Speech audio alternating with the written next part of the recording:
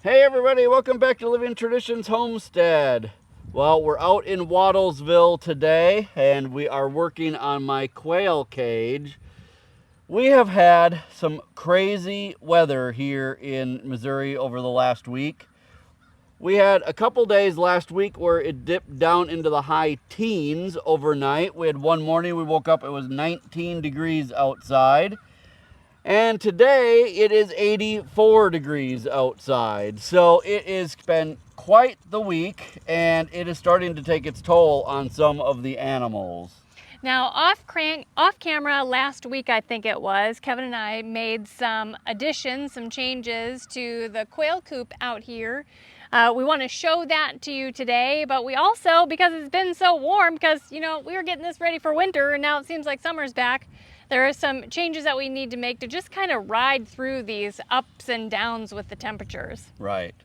So since that cold snap last week, I've had 3 quail die, and I'm not exactly sure what it's from. I want to throw around some ideas with you guys and we'll kind of go from there.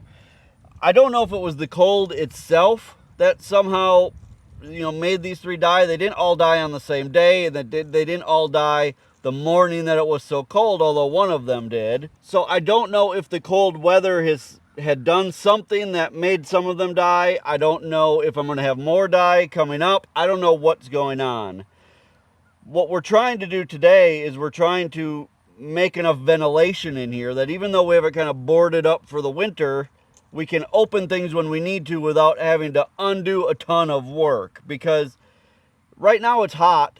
By the end of the week, it's supposed to be cold again, and chances are, when that cold streak comes, winter's going to actually be here. I mean, one of these times it's going to stick, and it's going to actually be here. And we can't continue to come out every day and take all this wood off, put all the wood back on, take all the wood off, put all the wood back on. It's just more than we can do every single day. So that's my first theory, is that there was something to do with the weather, and now that there's not as good a ventilation in there on these warm days, I don't think it's getting too warm in there, but maybe with the lack of ventilation, that was causing a problem. The other thing that I've noticed is ever since we put this clear tarp on the hoop coop, that the birds are much more flighty. Either just when they see me walk by or when I go inside to feed and stuff, they fly up in the air like they think they can fly right out of the cage. And I don't know if some of them are injuring themselves that way. I mean, this cage is plenty tall. It's not like they can fly up and break their necks, but I don't know if some of them are getting injured when they do that. I don't know what's going on. They never did that when I had the dark tarp over the top. They've only started doing that since we switched to the clear tarp. But the clear tarp is important. Number one, it gives them more sunlight, so hopefully they continue laying longer. It warms things up in there, which will be great in the winter. So we don't want to go back to the dark tarp. Right. So we're really at kind of a loss as to what to do. The light that I put in there on the last video, that is working really well. They haven't really started to lay again. A couple of them have, but not many. So I don't know, you guys. We're just doing the best that we can. I told you when we originally built this quail cage that this was all going to be an experiment, and it's really turning into an experiment right now. So let's take a walk around first. I'll show you what we've already done and then show you what we're still going to do today. All right, so at the front of the cage, when we had that cold snap last week, I came out, I bought some plywood. This is outdoor rated plywood, and we cut it to the shape of the cage. So on the sides now, here on the front, these are solid, where in the summer, these are completely open and just have the wire mesh. On the door, I've actually made this so that we can close this when the weather gets cold. You can see that this folds down, and then there will be a solid door. We can do that on days when we're getting a lot of snow or when it's really cold and windy, but on days like, not even just days like today where it's in the 80s, but even in the winter, say if we get a day in the like 40s or 50s, if it's nice and sunny, we can open this back up, and then that way they can get some fresh air. That gives a lot of good ventilation out the front. There's also, we just left this open at the top so that this will always be ventilated at the top, because the hot air rises and hopefully comes out so they won't overheat inside of the cage. Now, along with this being open, my original plan was, instead of making this part hinge like it is now, I was going to have this fold down instead so that there was more ventilation up high. But I realized as I was out here working that the quail really do enjoy looking out this door, and they really enjoy kind of seeing the other animals, and I just think they like being able to look outside. Maybe that's just me assuming that, but it looks like they like to look out this door. So that's why I made it hinge at the bottom. And I think between this being open at the bottom and this being open at the top, it's a lot of good airflow at the front. Now, the back side is where I think we made some mistakes last week when we built a back for this, and we're going to try to fix that today. So let's walk around to the back. So here we are at the back of the coop. This is how it is during the summer with this completely open, just with the wire mesh. So there's a lot of good airflow through here. Over winter, on all of our hoop coops, we cut a solid piece of wood and we put it on here so that it blocks a lot of the wind in the cold winter weather. So I cut a piece, I put a piece on here last week like that, but because it was just a solid piece, between this being on there and the clear tarp, I think it was getting too warm inside of the hoop coop. So I've taken that back off on these warm days that we're getting today and tomorrow. What I'm going to do today though is I'm actually going to make this have a hinged piece on it as well. So we'll go over in a minute. I'll show you the piece that I cut for this. It's one solid piece that goes on here. What I'm going to do is I'm basically going to cut that piece in half, and then we're going to put some hinges so that if we get more warm days like this, instead of having to take the entire thing off, this top piece can fold down and they can have some nice airflow. Even on warm winter days when it's not snowing or raining or anything, it'll be nice to be able to open that up and let them get some fresh air inside of their coop. So that's what we're going to be doing on here today, and I think that that is going to make a big difference as we move through the winter. So this is the piece of plywood that we made last week to go on the back.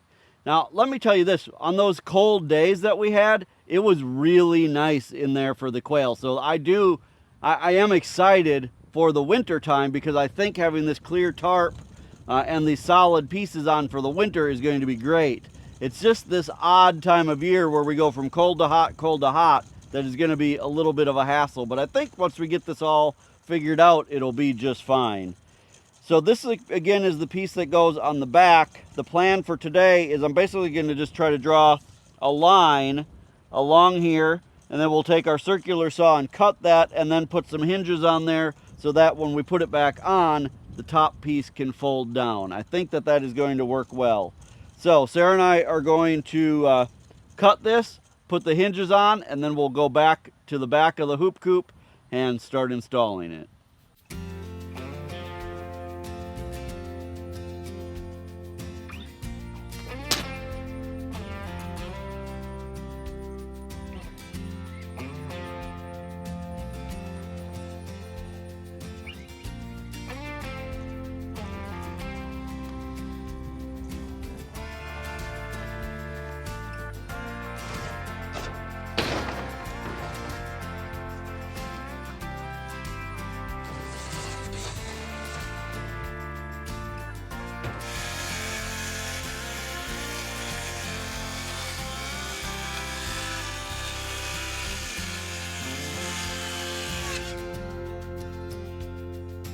All right, so we've got our back piece cut now. I'm going to attach the hinges to this bottom piece.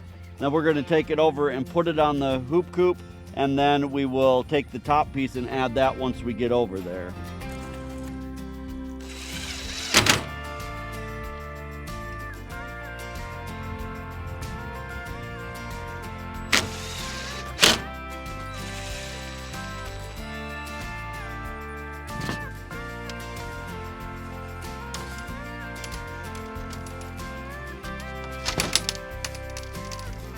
I think that's going to still give them plenty of ventilation here at the top when we need it.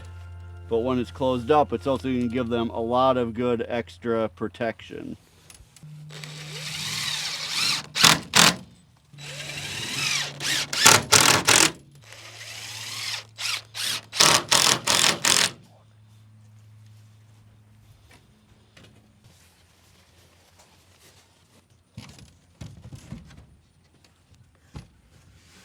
Yeah, I think that's going to be nice.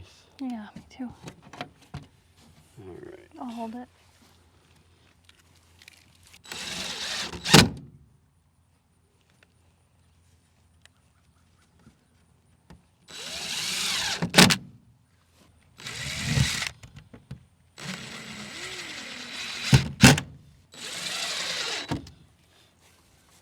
All right. I think that is going to be great. I think that'll be nice. Yeah. That's going to give them a lot of good airflow at the top. And then next week or whenever the cold weather sets back in, we can put this up. What I think my plan is going to be, and I don't have them with me right now, which it doesn't matter because we need to keep this open anyway, is I'm going to get, I'm not sure what they're called, but they screw in. There's like a wood screw on one end, and on the other end you can put a wing nut.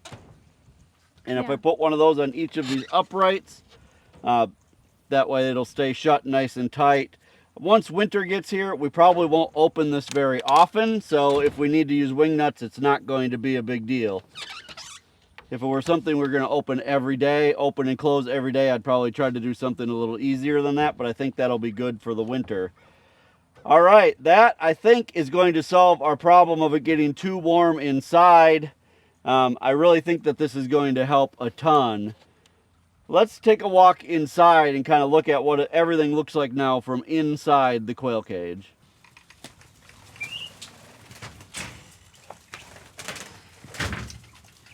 So here we are inside. You can see now we've got quite a bit of airflow here at the back. And you can see at the front, that's quite a bit of good airflow with the door open. So I'm pretty happy with that. I think that this is going to solve the problem of it getting too warm in here. You know, we say it's getting too warm, but in all honesty, it's not getting as warm even as it was in the summer. But because with all of these sides up, it's so still in here, that's the part that I think may be causing some problems. I don't know. If you guys have any suggestions, let me know. But I really think that this is going to help a lot. All right, so I think that is about all we need to do out here with the quail for today. We do have one more thing that we want to do. We want to move our cattle today, and you guys haven't seen them in a while, so let's head over to our hay field so we can see if we can find all the cattle. Now, I mentioned a minute ago that we want to move the cattle out into our hay field. Hay season is done for the year, but after our second cutting, the grass still grew quite a bit. So there's quite a bit of grass out in the hayfield yet that the cows could eat before winter sets in, and that's what we want them to do. So they'll eat a lot of the grass that grew after we cut. They'll also clean up all of the corners and all of the places where the hay baler couldn't get. So there is grass out there. It'll be good for the cows to kind of clean that up. And in the meantime, they'll also be pooping out there and kind of help get some manure out there, and that'll be a good deal. So we set up a temporary electric fence. It's actually pretty darn long because we needed to keep them away from other things. So we set up just this 2-strand electric fence, and I brought over one of our solar energizers from another area that we're not using right now. So that's the last thing that we need to do before we can actually try to have the cows come up here. So I've already got a grounding rod in down here. I love these kind of portable solar generators. This is one we just picked up locally. We're not affiliated with this company or anything, but it's a Data Mars or Speedrite Data Mars is what it is. And on these, you've got a green wire, which is your ground. That just clamps onto your grounding rod. And then your hot lead goes onto one of your wires. And then you just turn this on.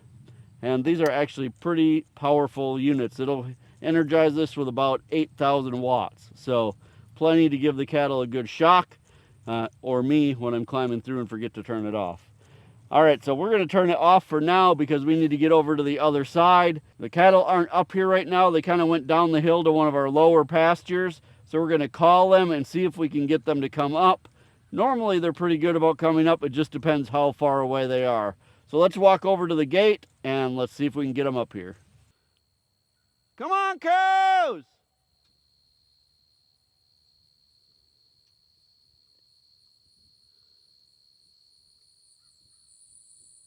Come on, cows!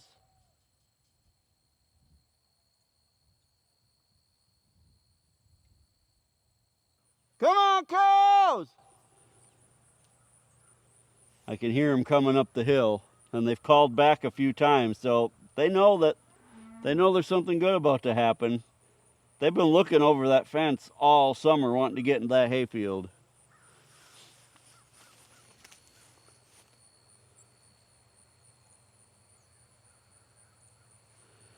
Come on, cows!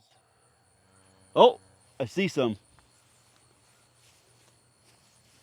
Here they come. Come on, cows! I see Pork Chop all the way down there. She's staring at me. She still needs to make her way up here, though. Come on, cows! Well, these three are going to be the lucky ones to go first. We got a big surprise for you today. Although looking at you guys, it doesn't look like you're starving, that's for sure. Come look over here. You finally get to come over to the good stuff.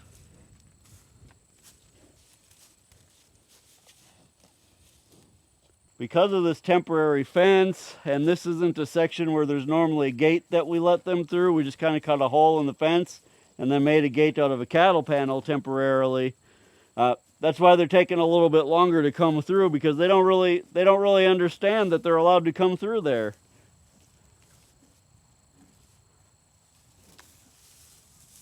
There you go. There we go. Go on, Dark Nose.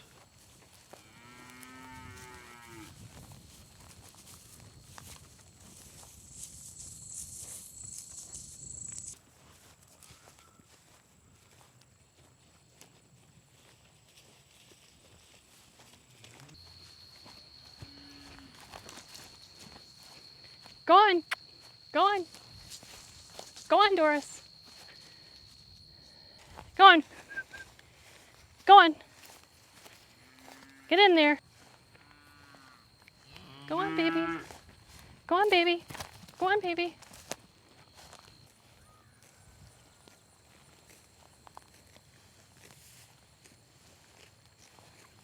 Well, all but two have come through the gate. We're just going to leave the gate open. The last two that need to come through are calves from this year. They're right on the other side of the fence, so they can see their moms. I know by later tonight they're going to be hungry and want to come over, so they'll find their way through.